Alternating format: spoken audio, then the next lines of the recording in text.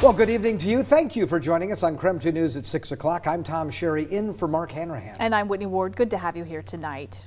Well, it was just a few weeks ago we did an entire week-long series on the problems of robocalls, and it's a nationwide problem. Yeah, get this. In March, the number of robocalls coming into just Washington State reached 2 million a day.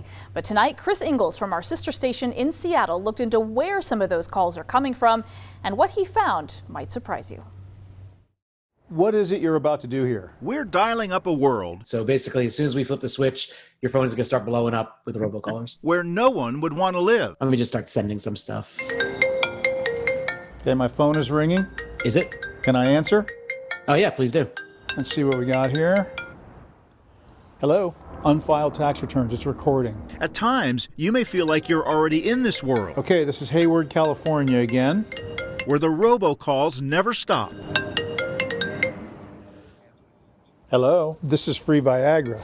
Okay, here we go. This is telling me it'll give me a cancer test. Hi, Calvin. Yes, hi, how are you? What's going on with my business listing? So you can save me money on my PG&E bill? It's a recording about cancer again. Hello? Hello? Hello? Hello? They hung up. Robocallers are blasting my phone because of Aaron Foss in New York. We're actually sending them to your phone so that you can go and answer them and find out what's going on with these guys. His company, Nomo Robo, is a subscription service that identifies and blocks robocalls from your phone. You can save me money from what I owe? But here, he reversed that process and forwarded robocalls from around the country to my cell phone. A ringing example Hello? of the growing number of robocalls striking phones everywhere. Here's some data specifically coming into the state of Washington. On this one day alone, his company blocked 20,000 robocalls to his Washington customers, a fraction of the 2 million robocalls that come into Washington state every day. So you can see like this one, this Medicare one, had over 2,300 robocalls. They're not just a harmless nuisance. She wanted the Medicare number. And I even had to, she couldn't get the numbers straight when I was telling them to her, though. 78-year-old Nancy Weathers of White Center answered one of those scam Medicare calls recently and gave the caller her private Medicare ID number. My brain isn't exactly like everybody else's brain because it's got autism in it, you know, and I have a hard time to think quickly. Now she worries that scammers could steal her identity. I mean, they're stupid. They're trying to take advantage of seniors. Most of the time, if you're getting a robodial, it's an illegal call. The director of the Washington AARP says the calls are no longer about lotteries or sweepstakes prizes. Those are still there, but not nearly as prevalent as these fear-based calls. We're going to turn your power off. Someone stole your Social Security card. So let me ask you this. So I work for a television station here in Seattle. Can I record our conversation here? You said the company is Business Solutions? No, he hung up. Most of my robocallers didn't want to talk to a TV reporter, but one did. Yeah, so Corey, it's okay if I record this call? Yes, sir. And this one conversation led us to the call center, the boiler room of a telemarketing company that's robo-dialing people all over the U.S. They just got ruder and ruder, and there was actually laughing, when I'd say, please don't call. The trail leads us to this Florida detention center where dozens of prison inmates work telemarketing jobs, including Corey, inmate number 07164, whose robocall came to me. You're going to keep my gas bill at $30 flat rate no matter how much gas I use? Yes, sir. That just sounds too good to be true. And we find that state regulators had no idea their own prison system is part of the problem. I'm not aware of that. I mean, if you give us any instances, like I said, we do background checks on people. Next time, our story continues with a hidden camera investigation. Chris Ingalls, KREM 2 News.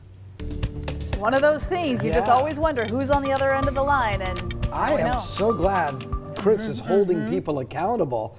And that company that he, it seems to me like something's going on. Our carrier should maybe provide that service. Well, if he can do it, they can do it. So we'll keep you posted on what happens in this story. That would be a free service, I think it should be. Should be, absolutely. All right, Tom, let's talk weather. Let's talk about what turned out to be a very gray day. But you're saying change is coming. Yeah, we're going to get more thunderstorms tomorrow. And my gosh, we've had some really strong wind gusts today into the mid and upper 30s. Right now we have 26-mile-an-hour winds here in the Spokane area, 20-mile-an-hour average winds down into Pullman. When you take a look at the current temperature, right where we're supposed to be, be. So even though we had the cloud cover and some rain at times and the windy conditions, you can see that the temperature right where we should be at 69 degrees. We are seeing those showers, though, across areas of eastern Washington and northern Idaho. Isolated thunderstorms were moving through the Newport Old Town area. They have now moved into northern Idaho along the Rathdrum Prairie, just east of Spirit Lake. So be advised, those are going to continue to move from west to east, and more should pop up again tomorrow. We'll look for a high Tuesday of 66 degrees with scattered showers and isolated thunderstorms. The overnight low tonight, 48. And then for the weekend, my gosh, the unofficial start of summer is Memorial Day weekend. I've got 79 on Sunday and possibly 81 degrees on Memorial Day Monday. And I got to tell you this, Whitney, a lot of the computer models are actually even forecasting even warmer temperatures than that. So I went a little conservative. So as we get closer to that weekend, we may see temps get into the upper 80s. Which, as you and I have been talking about, that's incredible because normally at least Memorial Day weekend has one day that looks like today. Yeah, rainy absolutely. and cool and gray. Yep. So we'll take that. Yeah, we will. I can't wait to hear more about it. Let's see how it works out as we get right. later on this week. Sounds good, Tom. Thanks very much. Well, in one of our other top stories tonight, the family of Michaela Young finally got a small sense of closure today. This morning, a judge sentenced Anthony Fuerte to 30 years in prison after he admitted to killing the 24-year-old last year in a motel room. KREM 2's Amanda Rowley was there, sharing the heartbreaking remarks her family gave in court today. Well, the judge called Michaela Young's death and the situation surrounding it horrifying. In court today, her family shared how greatly she will be missed and begged the judge to give Anthony Fuerte a harsh sentence. Please be seated. Court is in session. This hearing today may just be another sentencing for the court, but for the family of Michaela Young, it's the final step in their fight for her justice. Now we can work on grieving instead of fighting. As a parent, you never imagine outliving your child. Today, Michael and Christy Young told the judge they will now spend the rest of their days living the unimaginable. The last Father's Day card I received from Michaela said, "Daddy, you carried me my whole life. When you were old and can't walk, I'll be there to carry you. You stole Michaela's physical future of carrying me. My faith is Michaela's carrying me right now and always." I will never celebrate another birthday with Michaela. She will be forever 24. I will never get to see her achieve her dreams and goals. I will never get to see her meet a nice man. I will not attend her wedding. I will never know her children. Last month, Anthony Fuerte admitted to killing Michaela while in a North Spokane motel room. The two had been in a romantic relationship at the time. Court documents say Michaela feared he might kill her after suspecting she had set him up to get arrested. In the courtroom this morning, Michaela's family sobbed softly for the young woman who meant so much to them. Your Honor, she was everything to me. When I miss her, I like to picture her dancing silly in our living room, and me and my siblings laughing hysterically, or her coming and sitting at the end of my bed, asking me to do her makeup. Fuerte's attorney gave a presentation to the judge explaining his difficult childhood. His mother and stepfather were drug addicts who had a history of domestic violence. The attorney claimed both Fuerte and Michaela used drugs the night of her death. Anthony is not here to make any excuses. But the question people keep asking is why? Why did this happen? It happened because of drugs. Methamphetamine and heroin specifically. Fuerte kept his head down most of the hearing, but before losing his freedom for the next 30 years, he apologized. I'm sorry for the hurt and the pain that I've caused. As I look at the pictures and the shirts that you wear, I can imagine the pain that you feel. And I know sorry is not enough. I was just on drugs, and I never imagined I could have done something like this. I'm sorry for taking her away from you. Just another sentencing comes to a close. Michaela's family will now look ahead to find healing and how to cope with outliving a daughter, sister, aunt, and friend.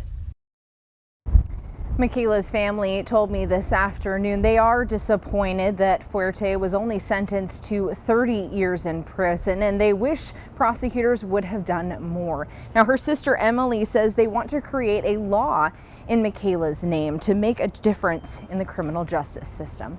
Reporting from the Spokane County Courthouse, Amanda Rowley, KREM 2 News. Also today, Lorieisenberg was sentenced to 30 years to life in prison for her husband Larry's murder back in 2018. In court, she claimed that she made a drink with a large amount of Benadryl and brought it on the boat with them on Lake Coeur d'Alene. Now, Eisenberg claimed she had planned to drink it herself and end her own life by drowning. She says that's because she didn't want to deal with the pain it would cause her family if she went to prison for embezzlement. Eisenberg is currently serving time for stealing more than $500,000 from the North Idaho Housing Coalition. She claims her husband Larry drank the Benadryl mix intended for her. She told authorities that he then fell in the lake and drowned. In 2018, search crews found Larry's body after 2 weeks, and then they had an autopsy report that revealed he died due to an overdose of Benadryl. 4 family members spoke at the sentencing, including Lori's daughter. The loss of a loved one is one of the hardest things we have to endure. The loss of a loved one by the hands of someone else is beyond painful. The loss of a loved one through the intentional actions of someone you looked up to, admired, respected, and loved is unimaginably painful, beyond words, confusing, and quite frankly, impossible to heal from. McPherson was one of the 4 children of either Lori or Larry to speak. All of them described Larry as a hardworking and loving father and grandfather that was admired by his loved ones. Lori got emotional many times as she told the judge what Larry meant to her and her family. Coming up at 6:30, we hear parts of Lori's statement before the judge sentenced her. Well, this school year we know has been unlike any other, but with the end of the pandemic now getting closer, we are breaking down what the next school year might look like in both Washington and Idaho. That's still to come right here on KREM 2 News.